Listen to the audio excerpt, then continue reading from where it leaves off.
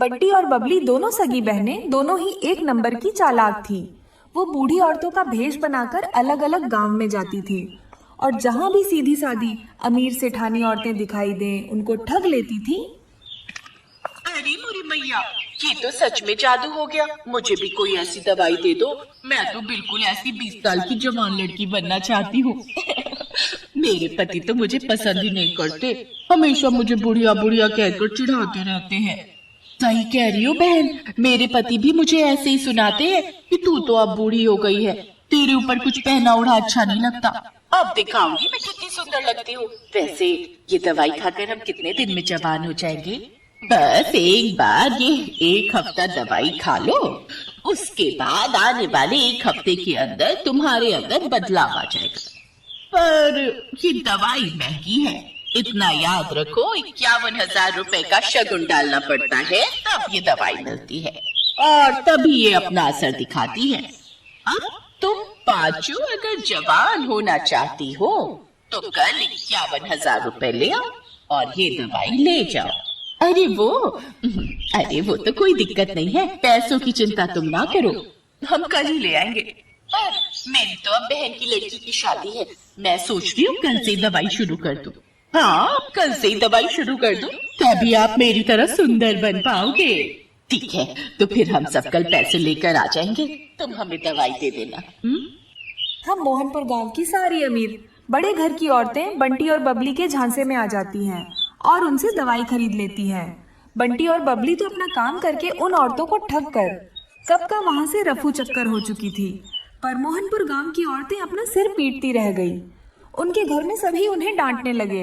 पागल हो गया, तुम्हारी उम्र हो गई, बाल बग्गे पर अक्ल अभी भी बच्चों वाली है।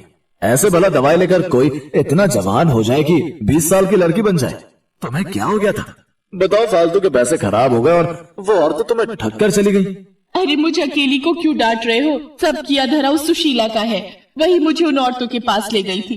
पर मुझे अभी तक समझ में नहीं आ रहा है कि उनमें से एक बूढ़ी दादी और वो उसकी पोती, क्या जो हमें पागल बना रही थी वो दादी पोती है क्या?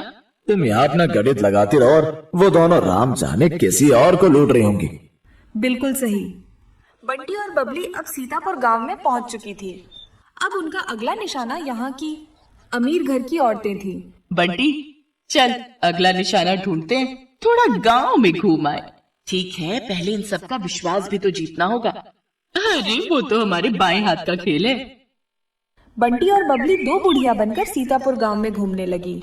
वो एक चौपाल के पास से गुजरी। वहाँ कुछ बड़े घर की औरतें बैठी हुई आपस में गप्पे मार रही थी। बंटी और बबली जानती थी कि यह सही मौका है। अरे लाजवंती, कितने दिन में मैं जवान हो जाऊंगी? दवाई की 5 खुराक तो मैंने खा ली है। सुमित्रा, तुझे सब्र नहीं है।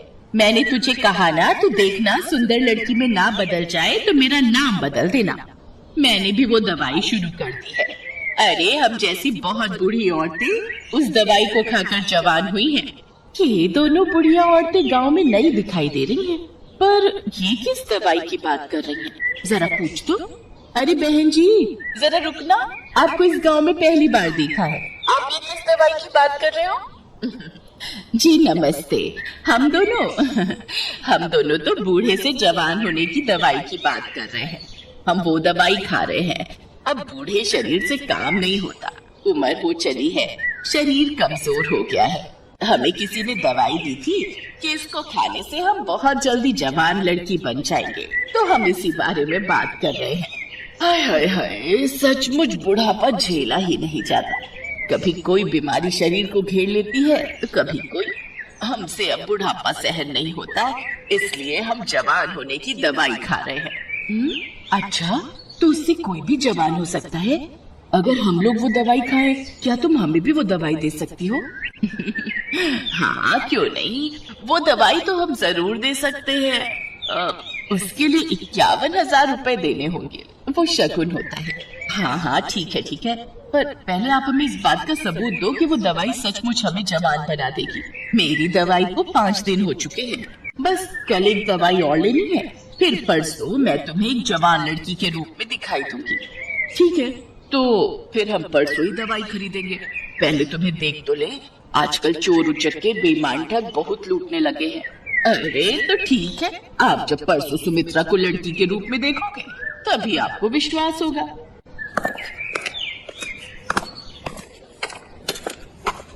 यार बबली, अब कुछ दिनों के लिए बाहर घूमने चलेंगे, बस ये थोड़े और पैसे आ जाए। बहुत थक गई हूँ मैं ये बुढ़िया बन बनकर। ठीक है, बस ये काम हो जाए, फिर इस बार हम लंबी छुट्टियों पर चलेंगे।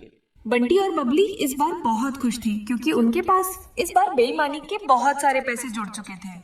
अगले दिन गांव की सारी अमीर घर की औरतें बंटी और बबली के पास दवाई लेने पहुंच जाती हैं। ये मेरी ननद है, कल ही दूसरे गांव से आई है। मैंने इसे भी आपके बारे में बताया तो ये बोल रही है कि इसे भी वो दवाई चाहिए जिससे आप बूढ़े से जवान हो जाओ। वैसे आपकी दूसरी साथी कहाँ है? क्या वो जवान हो गई? हाँ बहन जी, वो तो कल रात को ही जवान हो गई थी। अरे सुमित्रा, जरा सामने आ जल्दी से, इन्हें अपना जादू दिखा। सब औरतें चौंक जाती हैं क्योंकि बबली अब एक लड़की के रूप में थी। तभी सेठानी की ननद बोली, क्या बात है? वैसे कितने दिन लगे आपको बुढ़िया से जवान होने में? मुझे तो 1 हफ्ता लगा था। वैसे अब दवाई में नया तरीका अपनाया गया है, आप सबको सिर्फ 2 दिन ही लगेंगे। अब आप जल्दी से ये पैसे जमा कर दो तो हम आपको दवाई दे दें। 2 दिन का इंतजार क्या करना है, मैं आपको अभी लड़की बनकर दिखा देती हूँ। सेठानी की ननद कोई बूढ़ी औरत नहीं थी बल्कि सेठानी की भतीजी ये सब नाटक कर रही थी जो पिछली रात ही अपनी बुआ के घर रहने आई थी। जब सेठानी की भतीजी रीमा को यह बात पता चली तो उसे दाल में कुछ काला लगा क्योंकि उसकी अपनी सहेली की माँ के साथ ऐसा हो चुका था और वो बदमाश औरतें कहीं नहीं मिल रही थी। बुआ जी, ये कोई बूढ़ी औरतें नहीं, ये 2 चालाक लड़कियां हैं। ये ठग है, गांव-गांव जाकर सबको बेवकूफ बनाती हैं और पैसे ठगती हैं। असल में इनका नाम बंटी और बबली है। पहले ये 2 बुढ़िया के रूप में गांव में जाती थी, फिर इनमें से एक अपने रूप में वापस आ जाती है। बस यही सारी औरतें धोखा खा जाती हैं। ये अपना मेकअप उतार देती है। अच्छा, ऐसी बात है। हम तो इनके जाल में फंसे ही जा रहे थे। अब तुम दोनों को यहाँ से कोई नहीं भागने देगा। रीमा बिटिया, जल्दी से चौधरी साहब को और बाकी गांव वालों को भी बुला लो। इन दोनों को पकड़ना बहुत जरूरी है। बबली, हमारी चालाकी हम पर भारी पड़ गई। अब तो हमें ये पुलिस के हवाले करके रहेंगे। तुम ठीक कह रही हो बहन, कोई बात नहीं, थोड़े दिन जेल की रोटी खा लेंगे। रीमा की समझदारी से बंटी और बबली, जो कि बहुत समय से लोगों को ठगने का काम कर रही थी, पुलिस पकड़ लेती है और उन्हें जेल हो जाती है। दोनों को अपने की सजा मिल जाती है। बंटी और बबली दोनों को समझ आ गया था कि चोर कितना भी समझदार हो, कितना भी चालाक हो, पर एक ना एक दिन उसे अपराध की सजा जरूर मिलती है।